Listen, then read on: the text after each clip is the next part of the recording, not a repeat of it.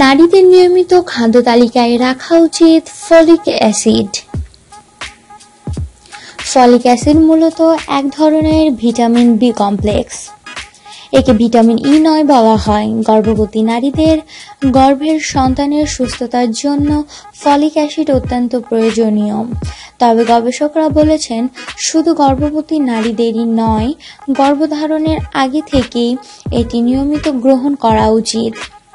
এক প্রতিবেদনে বিষয়টি জানিয়েছে হিন্দু সংস্থান টাইমস। ফলিক অ্যাসিড ডিএনএ গঠন বা সিনথেসাইজেশন, কোষ বিভাজন এবং ডিএনএ মেরামত করতে সাহায্য করে।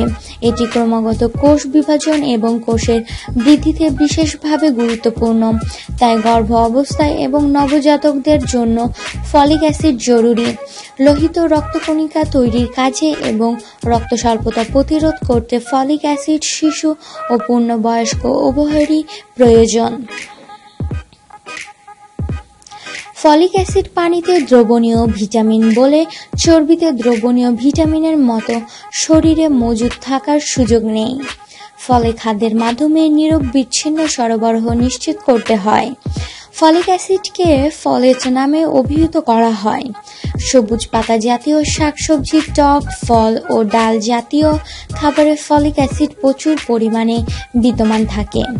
তবে ফলিক অ্যাসিড যে সাপ্লিমেন্টের মাধ্যমে গ্রহণ করতে হবে এমন কোনো কথা নেই। প্রাকৃতিক খাদ্যবস্তু গ্রহণের মাধ্যমে এর চাহিদা পূরণ করা সম্ভব।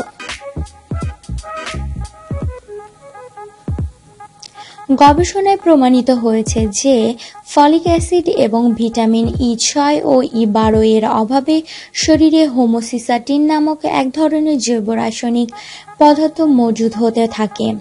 মানবদেহে হোমোসিস্টিনের আধিক্য হৃদরোগে আক্রান্ত হওয়ার ঝুঁকি বৃদ্ধি করে, রক্তনালীর নমনীয়তা কমায়, যার ফলে রক্ত প্রবাহের বিঘ্ন ঘটার মাধ্যমে বিভিন্ন গুরুত্বপূর্ণ অঙ্গ প্রত্যঙ্গ অক্সিজেন সরবরাহ কমে যায়। রক্তনালীতে কোলেস্টেরল জমা হওয়াকে অ্যাথেরোস্ক্লেরোসিস বলা হয়।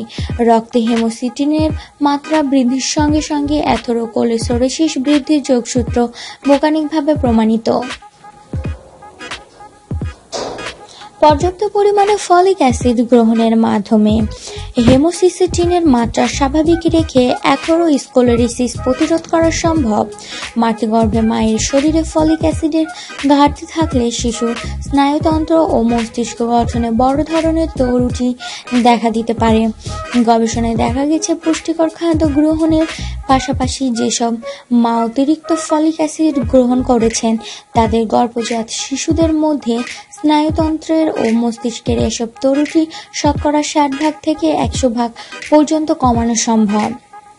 আর এ কারণে বিশেষজ্ঞরা পরামর্শ দিচ্ছেন, ফলিক অ্যাসিড শুধু গর্ভবতী নারীদেরই নয়, গর্ভধারণের আগে থেকেই এটি খাদ্য তালিকায় সংযোজন করা উচিত।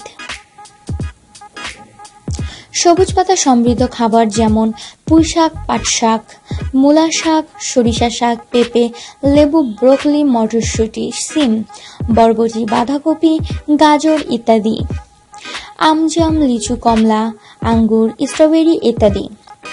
বিভিন্ন ধরনের ডাল যেমন মসুর, মুগ, মাসকলাই, বুটের ডাল ইত্যাদিতে ফলিক অ্যাসিড প্রচুর পরিমাণে বিদ্যমান থাকে।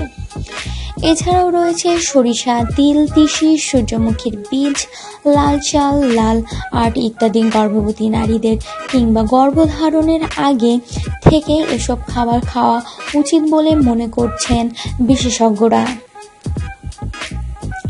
সো বন্ধুরা, আমার এই ভিডিওটি যদি আপনাদের ভালো লেগে থাকে, পরবর্তী ভিডিওটি দেখার জন্য প্লিজ সাবস্ক্রাইব করুন। লাইক অ্যান্ড শেয়ার করতে অবশ্যই ভুলবেন না। কথায় ভুল ত্রুটি হয়ে থাকলে ক্ষমা করে দিবেন। আমার চ্যানেলটি ভিজিট করার জন্য টাইপ করুন youtube.com/informationid। সবাই ভালো থাকুন, সুস্থ থাকুন, শুভকামনা রইল।